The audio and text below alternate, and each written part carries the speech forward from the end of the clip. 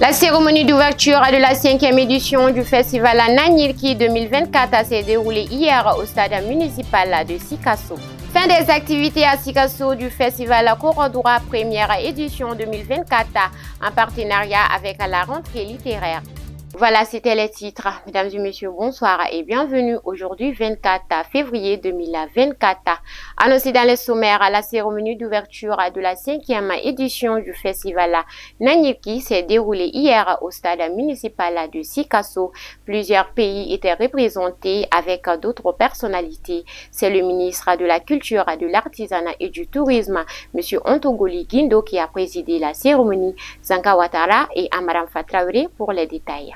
Celui qui réunit sa culture déchire des pages importantes de son histoire et aura fort à le regretter. Présidé par le ministre de la Culture, de l'Industrie hôtelière et du Tourisme, M. Ondongoli Guindo, la 5e édition du festival Nanyirki a ouvert ses portes ce vendredi 23 février 2024 au stade municipal de Sikasso. Loin d'être un cadre festif, le festival Nanyirki est un rendez-vous de brassage culturel, mais aussi du donner et du recevoir.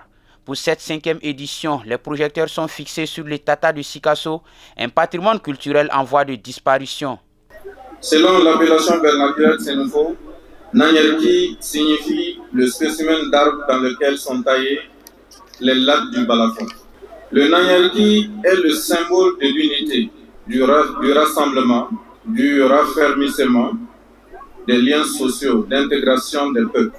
Tout comme les lames du balafon, unies et inséparables, le festival Nanyirki prône le message de la fraternité, de l'intégration, du vivre ensemble. Le festival Nanyirki se veut un cadre d'échange culturel, de rencontres transnationales et un catalyseur de rayonnement du patrimoine culturel. Ne dit-on pas que l'un des piliers de la culture est la connaissance de soi, de son histoire. Le thème de la présente édition, le Tata et ses éléments associés, des patrimoines culturels en péril, en un signe, d'autant plus que ce thème est évocateur car il vise à attirer l'attention des autorités politiques et administratives ainsi que des communautés sur la dégradation perpétuelle du Tata et ses éléments associés qui ont atteint une proportion inquiétante due aux facteurs anthropique et naturel, afin que cette histoire ou ce joyeux soit vu par nos enfants et petits-enfants.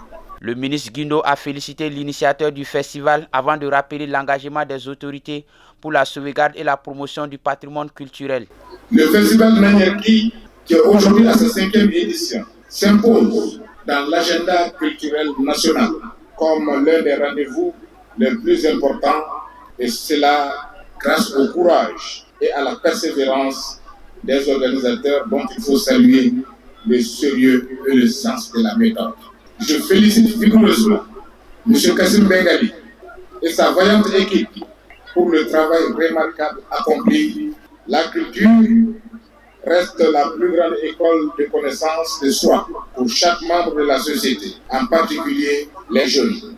Il démontre à quel point le peuple Sénoufo reste attaché à sa culture. Le gouvernement accorde la plus haute importance à ce type d'initiative qui vient renforcer ces multiples actions de protection et de promotion du patrimoine culturel national. Pour beaucoup, Nanyirki est un festival, mais Nanyirki est le symbole de l'unité.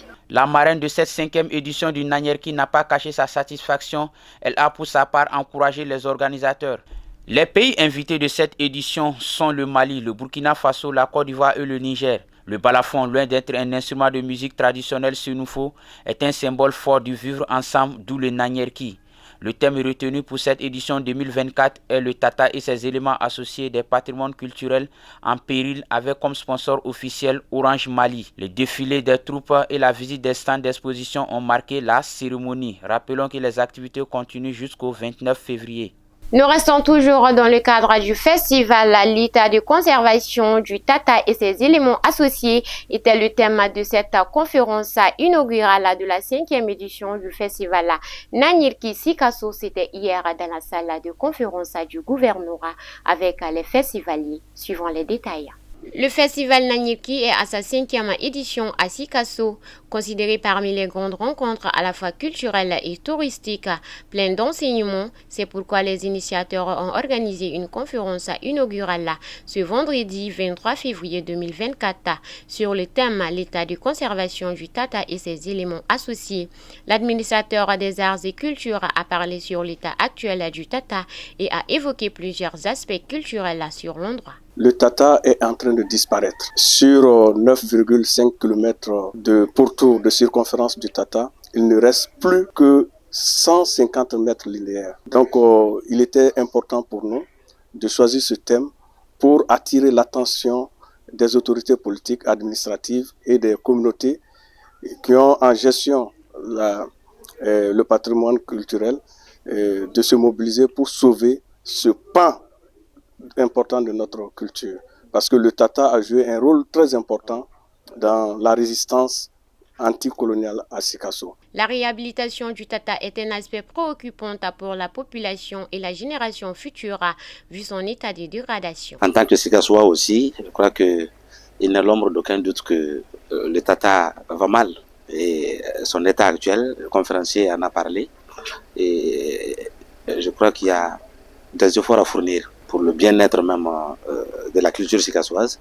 Parce qu'il ne faut pas l'oublier, le conférencier lui-même l'a rappelé, quand on voit le rôle que ce Tata a joué pour Sikasso, et le voir aujourd'hui dans cet état, vraiment, ça fait un pincement au cœur. Tous les acteurs, c'est-à-dire en termes de culture, les gens qu'on appelle les parties prenantes, il faut que tout le monde s'associe. Cette conférence nous a permis de comprendre beaucoup de choses, d'avoir l'amour de notre culture. L'état des patrimoines culturels et touristiques de Sikasso, tels que le Mamelon, le Samori Kuluni et le Nagafali Kuluni, qui sont en rapport avec le Tata. Ces lieux touristiques sont devenus des sites de garage de véhicules, des stations d'ordures, des tombes envahies par des herbes et arbustes à cause de ces manques d'entretien. Et vu les conditions de la disparition de ces monuments qui constituent une grande perte irréparable pour la nation, les autorités ont au jeu de mettre en place une gestion de ces patrimoines culturels et touristiques pour que ça soit une œuvre commune et sociale. La culture, c'est chez nous, le Tata et ses éléments associés des patrimoines culturels en péril. Thème de cette 5e édition du festival Nanyirki bat son plein ici à Sikasso. Et c'était ce jeudi, les initiateurs ont procédé à une visite des lieux touristiques de la ville. Zanka Ouattara et Amara Traoré pour les détails. Quand tout se perd, ce qui nous reste, c'est notre culture, notre identité, dit-on. Voilà tout le sens de cette visite touristique, une découverte qui s'inscrit dans le cadre des activités de la 5e édition du festival culturel Nanyirki. Cette première étape de visite a concerné la colline du Mamelon, un lieu historique situé au cœur de la ville du Kénédougou. Un festival, a priori, se base sur le tourisme, parce que tous ces festivaliers qui viennent, en réalité, c'est pour venir découvrir quelque chose. Et Sikasso est une ville qui garde beaucoup de choses anciennes qui sont beaux à visiter. Et on s'est dit que les Mamelons étant un endroit très historique pour Sikasso, et tous ces gens qui sont venus, on s'est dit que c'est une belle occasion de leur faire voir et les expliquer. Et je pense que Dieu merci, nous avons le service technique qui était là pour nous parler réellement de ça, qui représente l'État en quelque sorte. Et ce tourisme, en réalité, à Sikasso, nous voulons le développer pour que ça soit un rendez-vous du monde entier. Le Burkina Faso et le Mali, c'est des peuples frères, c'est des peuples qui ont une histoire commune, qui ont des destins également communs. Donc voir une telle initiative se tienne au Mali sans que le Burkina Faso n'apporte en réalité sa contribution serait vraiment pas bien. À travers en réalité cette activité, il y aura en fait un brassage culturel. Et ce festival vient encore prouver une fois de plus au monde entier que nos pays en fait sont vivables et que la culture également bat son plein et que nous sommes toujours fréquentables malgré ce qui se dit à travers en fait les différentes presses. La promotion et la sauvegarde de la culture est un destin à portée de main et cela à travers les visites de découverte des patrimoines culturels. C'est pourquoi les responsables régionaux en charge du tourisme saluent l'initiative.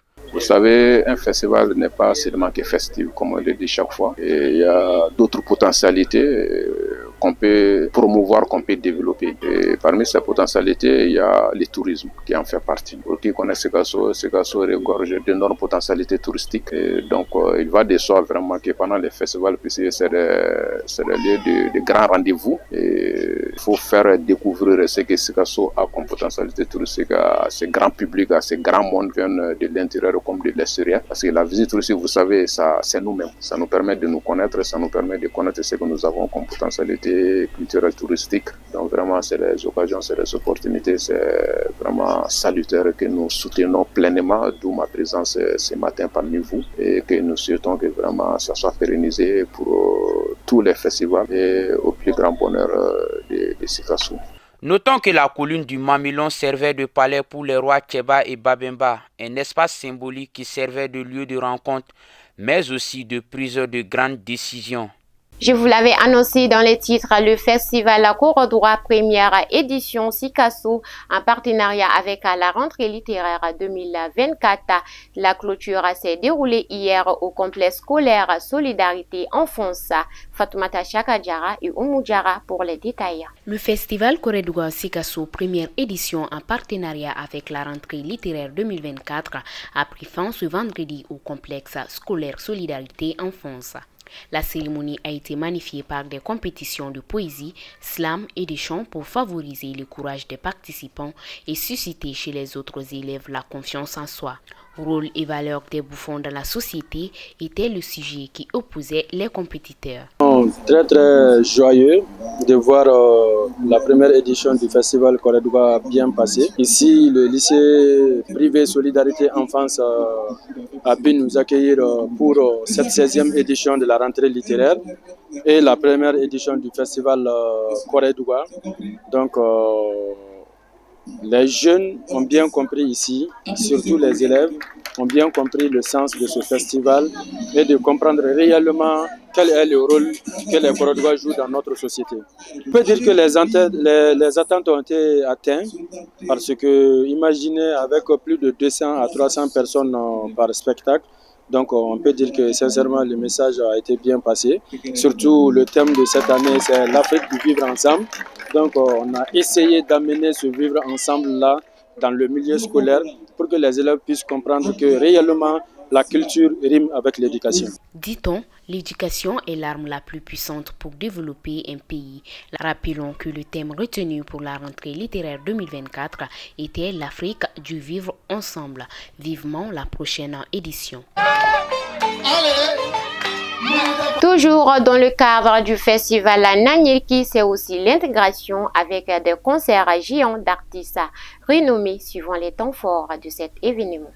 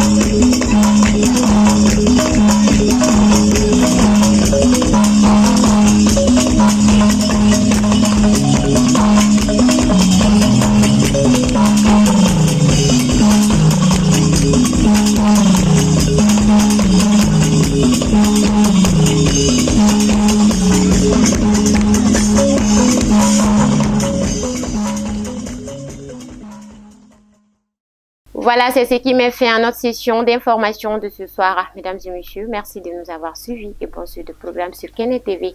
Qu'Allah bénisse le Mali.